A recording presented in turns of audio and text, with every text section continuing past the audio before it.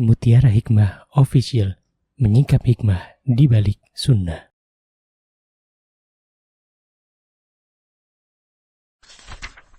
Salurkan donasi terbaik Anda untuk mendukung dakwah Mutiara Hikmah Official. Mari siapkan bekal akhirat kita. Jangan lewatkan kesempatan emas ini. Ayo kita berkontribusi dalam program pembangunan Masjid Mutiara Hikmah yang dibina langsung oleh Ustadz Hanan Yasir MA dan Ustazah Imro'atul Azizah. Raih pahala umroh setara haji dalam program Umroh I'tikaf Ramadan di tahun 2026. Perjalanan penuh makna, bimbingan penuh ilmu bersama Ustadz Hanan Yasir MA dan Ustazah Imro'atul Azizah.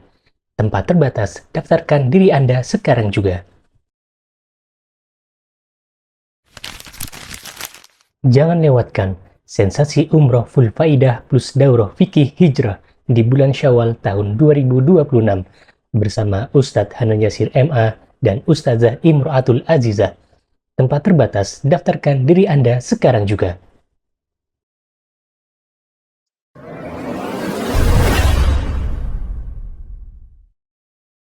Baik, insya Allah kita akan lanjutkan untuk bab sesi kedua, yaitu kitab Sahih Adabul Mufrad. Silahkan dibuka.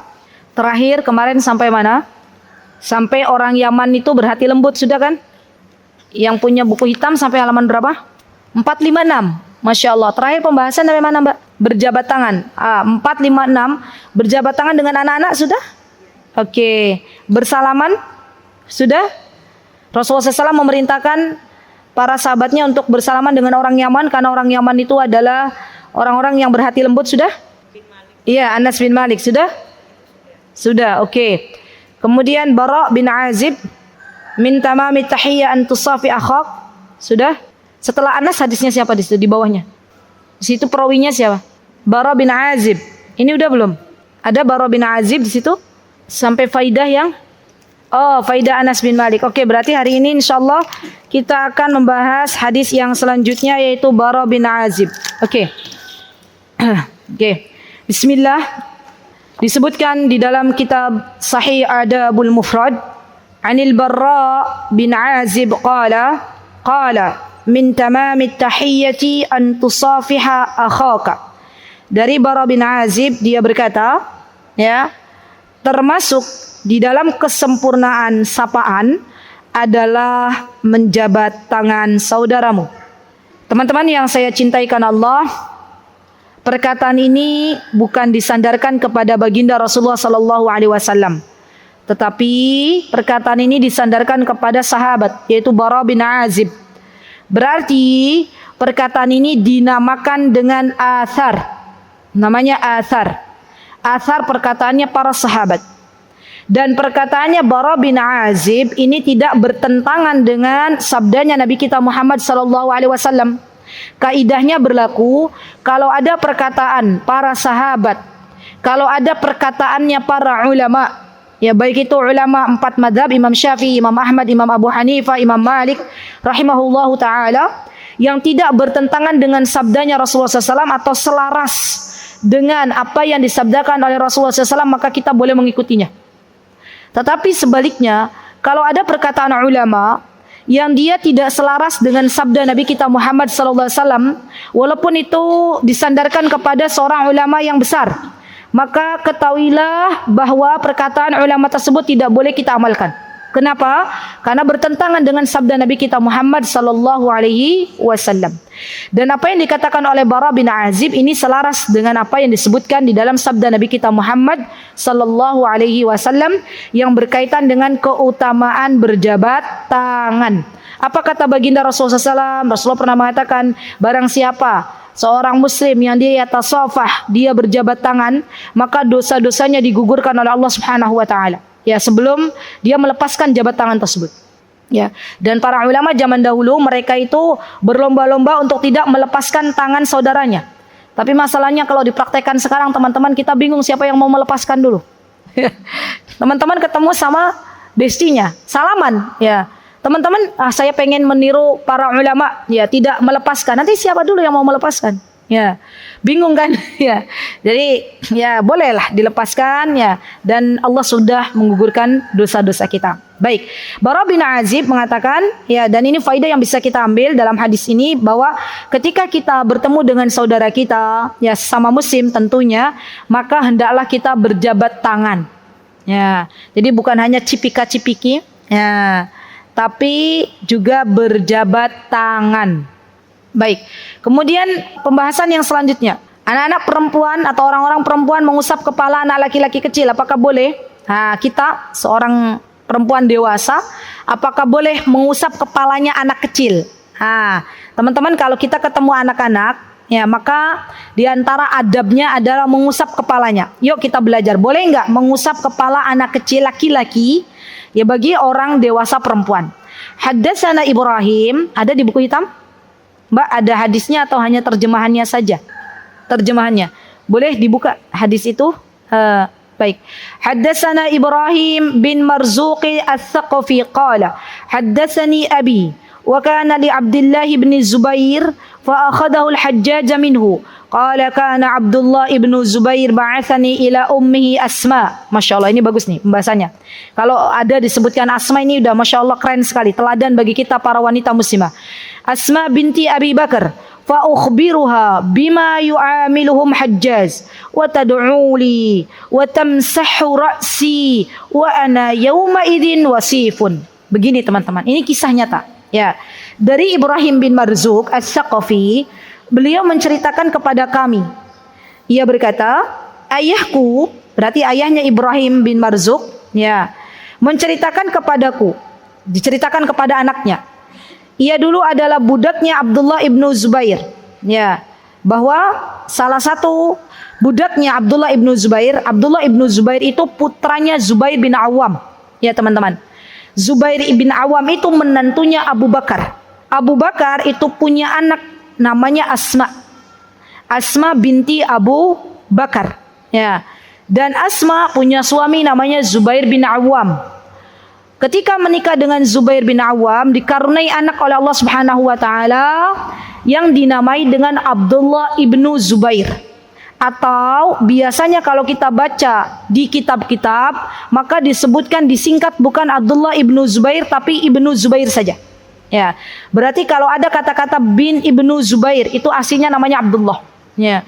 Dan teman-teman tahu, Asma putrinya Abu Bakar radhiyallahu anhu itu adalah salah satu wanita yang diberikan gelar Dzatun Niqatain. Apa itu Dzatun Niqatain? Pemilik dua ikat pinggang. Masya Allah ya. Setiap kali saya mendengar kisah-kisah hebat ya para sahabiah sekelas Asma, sekelas Khadijah, itu Masya Allah begitu luar biasanya pengorbanan mereka untuk Allah Subhanahu wa taala dan Rasulnya.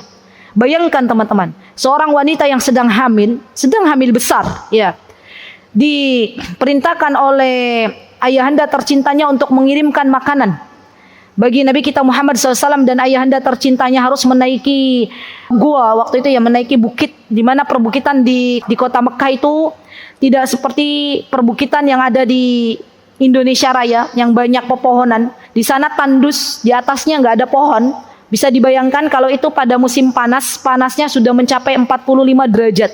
Wanita dalam keadaan hamil membawa makanan bekal ya, yang beliau sediakan untuk orang-orang yang beliau cintai, yaitu ayahanda tercintanya Abu Bakar dan Rasulullah SAW. Dan beliau melakukan itu karena bukti cintanya beliau kepada Allah Subhanahu wa taala. Ya Allah. Jadi luar biasa Asma itu. Masya Allah. Bukan hanya itu, Asma, beliau seorang wanita yang hebat. Beliau diberikan oleh Allah Subhanahu wa taala ya anak-anak, dan beliau didik anak-anaknya menjadi anak-anak yang berani. Ya. Nanti ada kisahnya Abdullah ibnu Zubair, teman-teman. Ketika beliau duduk-duduk dengan teman-teman sebayanya, ya teman-teman sebayanya duduk-duduk di Ka'bah, itu 4 orang ya. Maka ketika itu Abdullah ibnu Zubair, ya teman-teman sebayanya itu ketika ditanya cita-citanya mau jadi apa, ada yang mengatakan saya mau jadi gubernur di Kufah, saya ingin menyeberangi lautan. Tapi Abdullah ibnu Zubair mengatakan, saya ingin mewakafkan hidupku untuk Allah dan Rasulnya. Masya Allah. Jadi kalau kita baca biografi anak-anaknya Asma itu, kita akan mendapati Masya Allah keren-keren banget gitu loh. Anak-anaknya tuh berani-berani yang luar biasa. Ketika salah satu putranya Asma ya diancam oleh Hajjaz. Hajjaz ini adalah salah satu, nanti kita akan baca ya pelajaran bersejarah ini, salah satu muslim, tapi ketika itu melenceng sedikit gitu ya. Ada pertikaian sedikit di antara Hajjaz dan anaknya Asma, dan ketika itu dikatakan kepada anaknya Asma, kepada putranya Asma, ya kalau kamu tidak mengikuti aku, kalau kamu tidak ikut serta membaiat aku, kata Hajjaz, maka aku akan kulitmu, akan dikuliti tubuhnya, dikuliti. Maka putranya Asma melapor kepada Asma, wahai ibuku Asma, ya, apa yang harus aku lakukan kepada Hajjaz? Apakah aku menyerahkan diri kepada Hajjaz sedangkan aku tahu Hajjaz telah berbuat kejahatan, atau aku membiarkan tubuhku dikuliti oleh Hajjaz? Kata Asma, pidatonya Asma tuh bagus sekali. Saya lupa, ada tuh panjang banget. Tuh boleh tuh teman-teman dilihat. Kata Asma, wahai anakku, wahai putraku. Masya Allah. Ini saya merinding loh. Lagi baca ini nih, ya Allah. Itu keren banget itu Asma. Wahai putraku, tidak ada kambing yang mati, kata Asma. Kalau kambing itu sudah mati, maka tidak ada rasanya jika dia dikuliti kulitnya. Kalau ada kambing mati, ya disembelih, kemudian dikuliti, kan sudah gak punya rasa. Maka kata Asma, jangan kau serahkan dirimu sebagai bentuk penghinaan kamu untuk mengakui kejahatan itu. Maka kata Asma, saya ridho ketika akhirnya endingnya, wahai putraku, engkau dibunuh oleh Hajjaz dan dikuliti, itu saya ridho, kata Asma. Masya Allah. Dan ini menunjukkan teman-teman, Masya Allah ya, Asma dan putra-putranya itu punya bonding yang kuat. Masya Allah. Asma beserta suami beliau, Zubair bin Awam, itu juga Masya Allah kehidupan mereka itu bekerja sama dengan baik dalam mendidik putra-putrinya. Masya Allah, keren pakai banget lah. Coba deh pelajari keluarga Asma dan Zubair bin Awam. Itu Masya Allah keren. Keluarganya Ummu Sulaim dan Talha, itu juga keren. Ya Masya Allah. Jadi sebenarnya untuk masalah-masalah pengasuhan, kita itu sudah banyak contoh-contoh teladan yang bisa kita ambil dari mereka. Ya, sudah tidak lagi kita mengambil dari barat. Sudah, itu adalah percontohan keluarga-keluarga yang sangat luar biasa. Masya Allah. Baik, kita kembali. Apa kata fa'akhadahul Hajjaz minhu wa kana li Abdullah ibn Zubair. Disebutkan ya,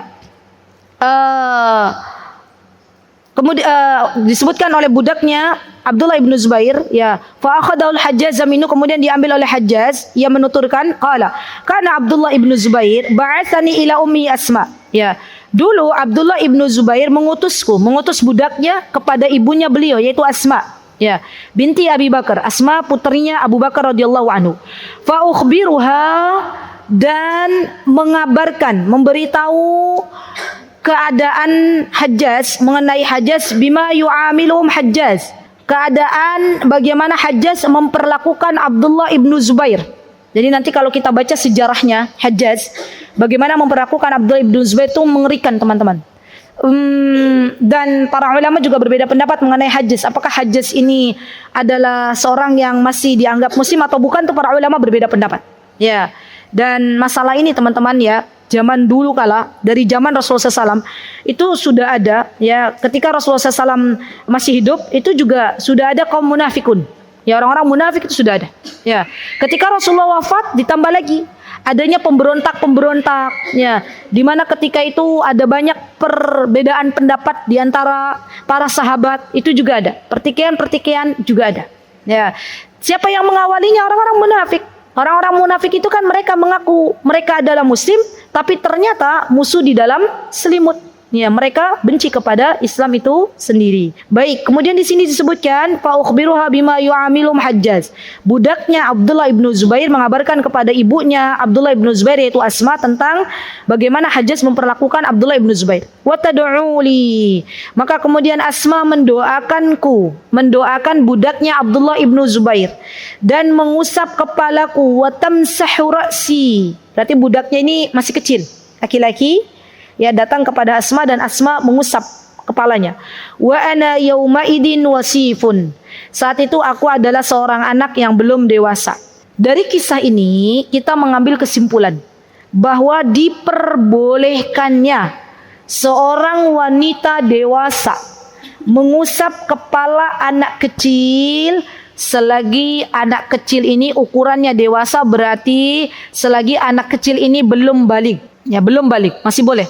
Ya, ada keponakan datang ke rumah kita, atau ada sepupu datang ke rumah kita, atau kita lihat anak-anak ya di jalan, kita usap kepalanya, kita sampaikan jangan tinggalkan sholat, ya kita usap, itu masya Allah bentuk kasih sayang kita kepada anak-anak. Jadi masya Allah ya teman-teman, di antara hamba Allah yang baik itu adalah hamba Allah yang masih Allah berikan kasih sayang, terutama kepada anak-anak. Ya. Dan di dalam agama kita disebutkan oleh Rasulullah SAW bahwa hendaklah kita sebagai orang-orang dewasa, orang-orang yang lebih besar itu menyayangi yang lebih kecil. Yarhamulis sighar, menyayangi yang lebih kecil, dan bagi yang kecil memuliakan yang dewasa.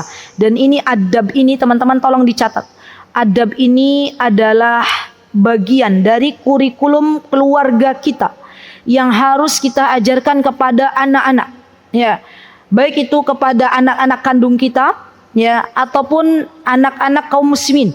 Ya. Kenapa? Karena banyak di antara kita merasakan anak-anak kandung, ya, terutama kakak adik, itu kita dapati mereka itu nggak rukun. Ya. Maka dari sini kita bisa katakan, nak, yang kecil hormati, muliakan kakak, yang kakaknya sayangi adik, itu terus. Ya, dan itu juga kita boleh, ya kita sering sounding kepada anak-anaknya kaum muslimin. Mana yang lebih besar sayangi yang kecil muliakan yang besar, gitu ya. Itu masya Allah teman-teman. Ketika masalah ini saya pakai, ya kurikulum ini saya terapkan di anak-anak satu. Jadi anak-anak di sana itu kan usianya berbeda-beda. Ada yang usianya sudah 6 tahun, ada yang usianya baru 4 tahun. Karena minimal masuk ke sana 4 tahun. Maka biasanya anak-anak yang besar ini saya pernah lihat ada anak baru 6 tahun baru masuk, itu ke anak kecil tuh egonya masih besar gitu ya. Kemudian saya elus kepalanya, saya usap kepalanya, kemudian saya katakan kepada dia, Mas ini paling besar loh di sini. Ya, jadi harus menyayangi adiknya ya. Terus saya bilang ke adik-adiknya yang masih kecil, yang masih 4 tahun itu, nih Mas Fulan ini kakak kalian. Ini Mas ini usianya udah lebih sepuh, udah lebih tua, udah lebih besar. Berarti manggilnya Mas ya, Mas Fulan. Ya. Ini adiknya Mas Fulan harus disayang. Masya Allah, Allahumma barik. Masya Allah, Allahumma barik. Suatu hari saya datangi lagi mereka, saya pulang ke rumah, saya menemui mereka. Mas Fulan yang awalnya itu akhlaknya belum baik kepada adik-adiknya, lapor ke saya. Ustazah Aziza, gitu ya. Aku sekarang sayang kok kepada dia, gitu ya. Masya Allah. Itu Masya Allah, anak-anak kecil itu mudah dibentuk. Ya. Jadi kalau kita lihat anak-anak yang usianya berbeda, ya kita ajarkan yang besar sayangi yang kecil muliakan yang besar, panggilnya emas, panggilnya mbak, gitu ya, masya Allah.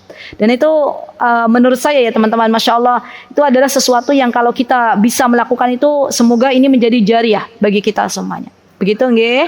Baik, insyaallah sampai di sini cukup ya. Ya, semoga Allah Subhanahu wa taala meridhai kita semuanya. Apabila ada kebenaran tentunya datang dari Allah Subhanahu wa taala, apabila ada kesalahan datang dari saya pribadi, saya memohon maaf yang sebesar-besarnya.